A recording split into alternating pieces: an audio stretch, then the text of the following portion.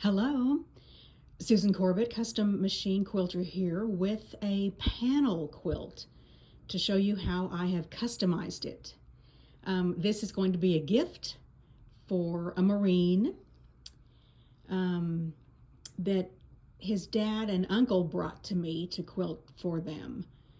So it's, as I say, it's a panel and they've added a border, and they asked for quilt up the figure in the middle and then add some lettering.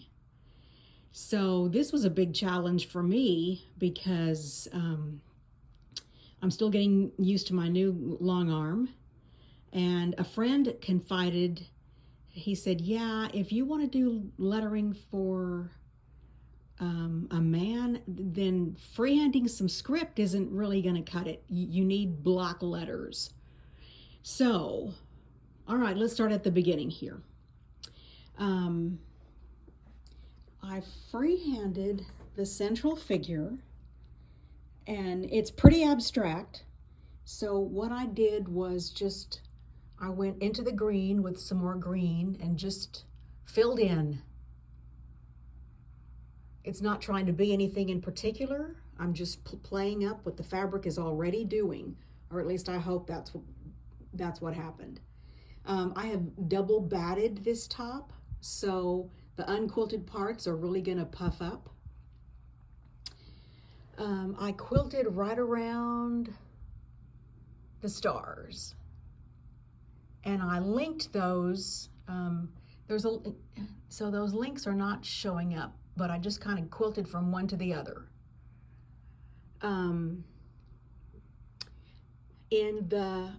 There's kind of a black frame around the whole thing.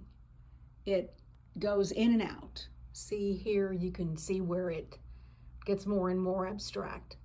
And so taking my cues from the irregular, linear pattern in the fabric, that's what I did to quilt that frame up. This is like ground meandering, except it's not too rounded, it's more like a zigzag. And that's one of those designs where you think, what the heck am I doing? Does this look good? Does it look like anything at all? But I like the effect of it. I think it worked. You just kind of have to trust yourself and keep on going. So I quilted up and down the lines here, in between, but not very much. I've left those parts mostly puffy because I'm liking the dimension there. Okay, so in this border, the camouflage print is pretty angular, and this is where I would normally do something circular. And I just wasn't feeling that for this quilt, so I did this angular meander, which is so much fun to do. There's a lot of squares and rectangles and crossing over of lines. And then here in this really thin part, I just kind of did, I don't know what you call that, like dentil molding. And that was just a way to get from one part to the other part. I've ditch quilted, as it were, in between here, along the seam lines with clear thread, either a dark one or a light one, depending on the fabric's needs. And then I got out a ruler and outlined this perimeter, and then right in here, and then right in here, and then around our logo there. And then I outlined the star, and then I outlined the larger version of that emblem. I did not quilt right inside here because I wanted this to look like a ball that's sticking out. And I don't know if that shows from this angle, but in real life, it really, really does. It looks really good. So I did that on the top and on the bottom, because those are the same. For once, I did not quilt this little frame.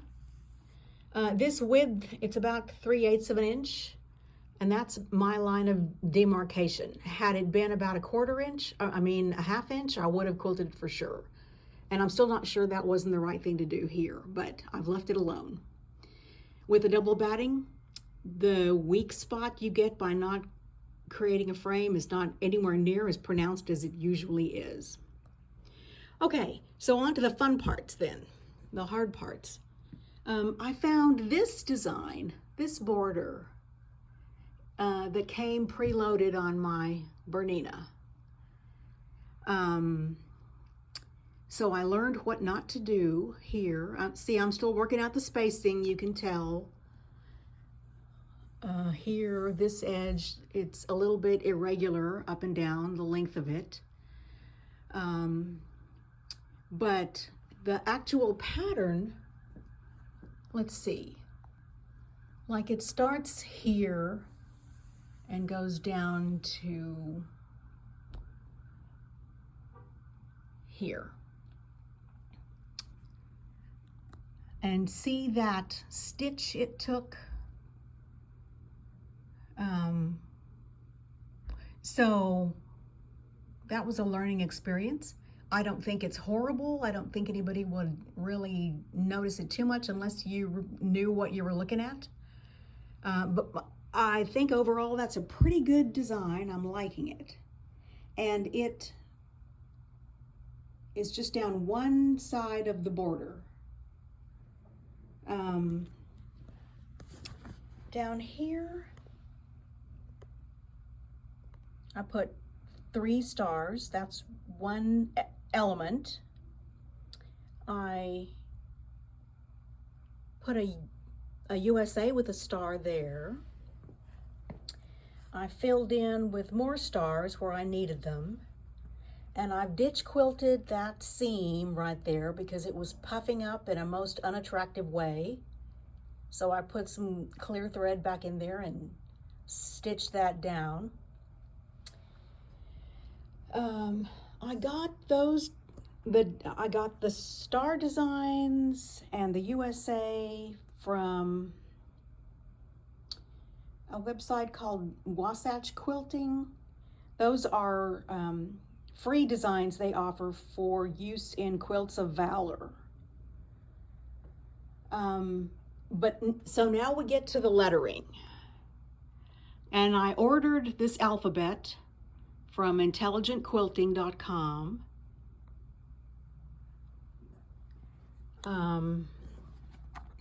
So I put his name up there at the top, which I was asked to do.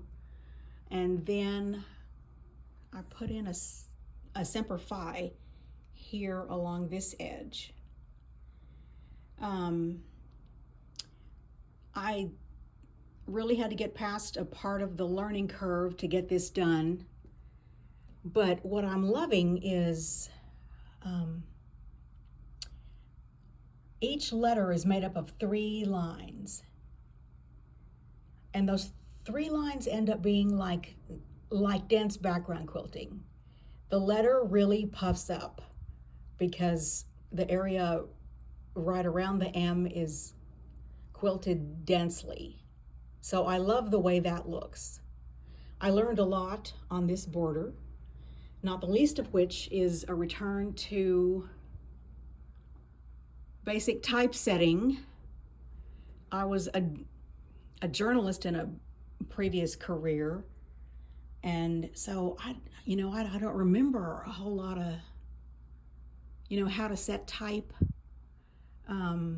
what the proper spacing needs to be. So I'm just kind of guessing here. I think I did okay. And so up here at this part, how do you like my punctuation here? I used a circle design and made it really small, and I think it's huge, and it's not outlined like the letters are, but I think it's okay. I think that is okay. This was tricky, figuring out the sizing. It was hard enough for me to get each letter onto my computer and then configure it on the quilt, and then see the letters here on this side of the border are larger than up here because I wanted those 3 words to fit right over the panel. So they had to be a little bit smaller. And I think that's okay.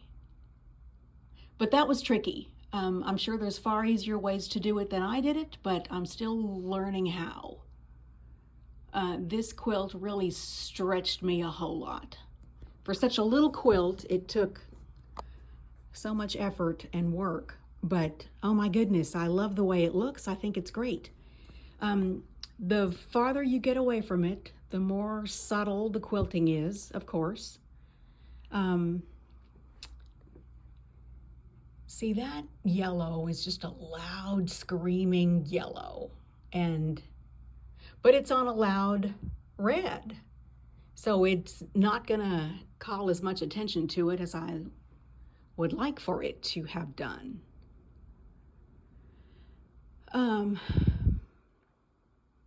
Anyway, so what do I like about this? Well, I like that each side of the border is different. It's, nobody else has a quilt like this. I think it's pretty special and wonderful. I think this is a great example of how you can really glorify a panel into something special and not just cave and do some overall design that wouldn't really play up all the great elements in here.